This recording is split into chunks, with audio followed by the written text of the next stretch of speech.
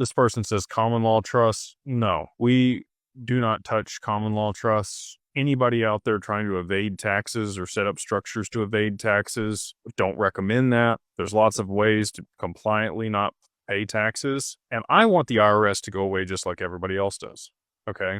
Like, I hope that all of this that people are talking about with Trump and the IRS getting removed and all that happening, please, I would love for that to happen. I would love to go to a tax system like they have in Dubai, which is a 6% value added tax on everything that's not a necessity, right, for survival. So if it's not water, food, or shelter, it's taxed at 6% across the board as a federal tax.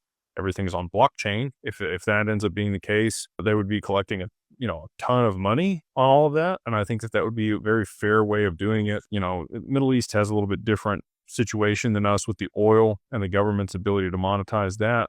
And they're able to actually pay people a stipend that are citizens there. So a little bit different setup. I get that. But, now that we have the tariffs in place, you can think whatever you want about that. I'm not here to get political. But in the past, when we have used tariffs, it actually worked pretty good. We didn't have income tax here in the U.S. They got rid of the tariffs and implemented the income tax. And taxation is theft, in my opinion. And that is why we do all that we can do to mitigate taxes for people. But we have to do it legally. They will throw you in prison for tax evasion. Okay. And if you're a small fish, it doesn't matter a whole lot. You might get audited and they have some fines and But when it's $20 million or $30 million or $50 million that you're evading in taxes, you're going to jail. And if you think your common law trust is going to be, holding that up, it's not going to. It's not going to hold up the court. So we use asset protection trust and dynasties trust and spendthrift trust, charitable remainder trust.